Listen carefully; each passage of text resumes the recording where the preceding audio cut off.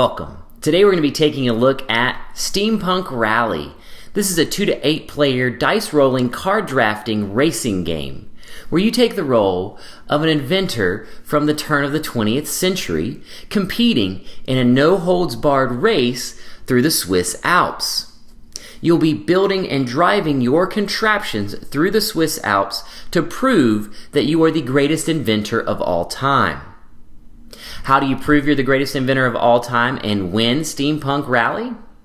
By making it the furthest past the finish line at the end of the final round. Now that we know what the winning condition is, let's take a look at the components, setup, and how a round and phase work in Steampunk Rally. Now let's look at the components for Steampunk Rally. We're going to start with the main track tiles. They are two-sided. There is a start tile, 2 finish tiles, and then 5 tiles that are in the middle that help you arrange your board and randomize your board. There are 3 colors of dice. You have the red dice, which are your heat dice. You have your yellow dice, which are your electricity dice. And then you have your blue dice, which are your steam dice. Now let's look at the cards. There are machine part cards that have a gold border, silver border, or copper border. The gold allow you to move more. The silver give you more dice. And then the copper have 4 connections, so it's easier to connect to your contraption. There are boost cards, which have the black border. Then we have cogs. You have your play direction token.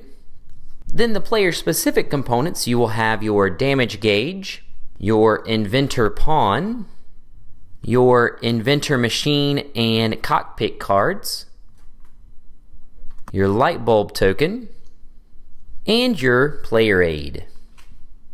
And if you've played the game a few times, you can add complexity by using the challenge tiles.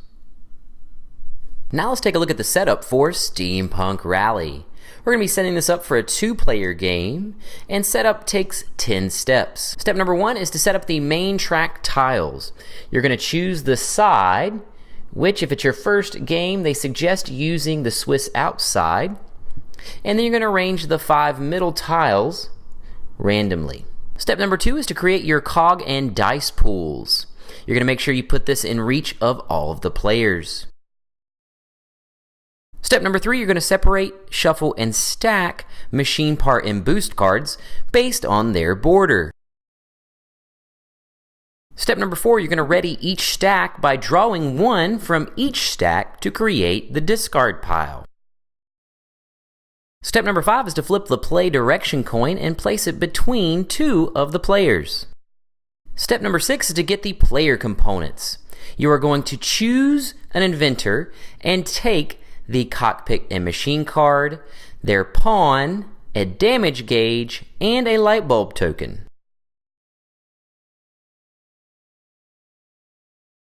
Step number 7 is to place the pawn on the start space.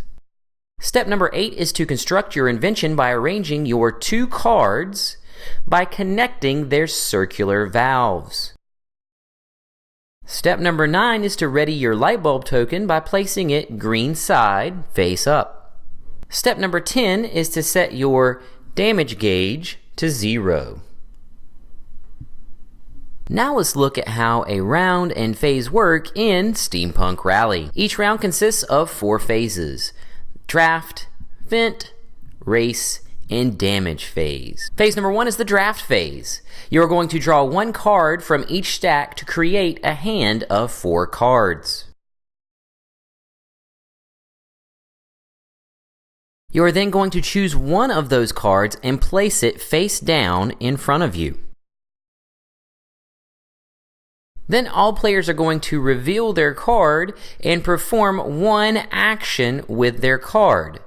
There are 4 types of actions you can perform with the card. The first type of action is the construct action, where you take your machine part card that you chose and add it to your invention, making sure that you connect it to a valve in your invention. When adding it to your invention, there's a few rules that you must follow. You have to connect it to your cockpit through the valves. You can have a valve border a non-valve as long as it is connected to another part of your invention through a valve. You're allowed to rearrange your invention at any time. You can discard any part card at any time, but you will not gain any dice or cogs for doing this. Your cards have to be in the same direction with the title of the part in the upper left corner. Ground images that are located on the card do not have to go at the bottom of your invention. The second type of action is to generate power. You can discard a part card and gain the dice depicted in the upper right corner. The third type of action is to gain cogs. Again, you can discard a part card to gain the cogs depicted in the upper right corner. And then finally, the fourth type of action is to stash your boost card. You are going to place it face down under your damage gauge to be played later. Now that everyone has performed their action, you're going to pass your remaining cards to the next player in the direction of the play direction token. You are going to then repeat the process of choosing a card and playing it, taking an action, until all of the cards have been played or discarded. Now move on to phase 2, the vent phase. In this phase, you're going to be spending cogs to reduce pip values on the dice in your invention. You'll be able to reduce 2 pips for 1 cog. This is how you can remove dice from your invention, making those machine parts available to use again. Also, there are boost cards that are only able to be played during the vent phase. So if you have one of those cards, you can play it during phase 2. That brings us to phase 3, which is the race phase. This is where you're going to roll your dice in your dice pool that you gained during the first 2 phases. You can spend a cog to re-roll or add 1 pip to a die number. Then you're going to place the die in your invention, activating 1 machine part at a time. If there is an X on the machine part, then the pips do not matter, and you're going to just perform the action once. So if I had a blue, it wouldn't matter if it's a 6 or a 2. Placing 1 die activates that action. If there's a number on the part card, like this part, then you would take the total pips placed in those locations and divide it by that number. So I would be placing 2 blue die on the card, and then I would divide their pips by 5. That would tell me how many times I would gain that race effect. After placing the die and activating the race effect, the die serves no purpose until it is removed using your boost cards, your race effects, or during our vent phase and using cogs. Once per round, you can utilize your light bulb token to get the machine parts and race effects that have a light bulb symbol on them. So for the Wright brothers, you could flip your light bulb token over and either gain 2 red die or move 1 space. Now let's look at the race effects on the machine part cards. If you see a die, then you would gain that die or the dice that are depicted on the card.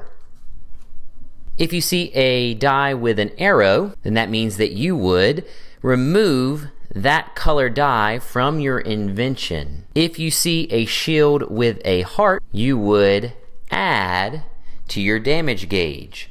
So you would go from 0 to +1. If you see a shield with an X, then you would go down on your damage gauge. So from 0 to -1. If you see the cog symbol, then you would gain cog. If you see a silver wheel, then you would move your pawn on the racetrack 1 space and take terrain damage if it's located on that space. If you see the gold wheel, you would move 1 space and then ignore terrain damage. When you're moving your pawn on the racetrack, if you see a mountain with a number inside next to that space, you add that damage to your damage gauge unless you're moving backwards. When it comes to your boost cards, unless it directs you to a specific phase, you could use them at any time. When you're activating your machine part cards, you're going to perform 1 part at a time. Once everyone's done placing their die and activating their machine parts or playing their boost cards, we move into phase 4, which is the damage phase. During the damage phase, you're going to check your damage gauge.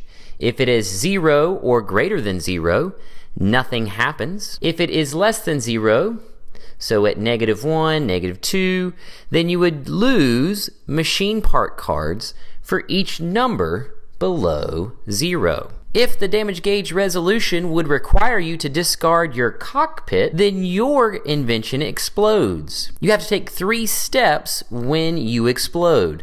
Step 1 is to move your pawn 1 space behind the last place person on the track. The second step would be to remove all but your inventor cards.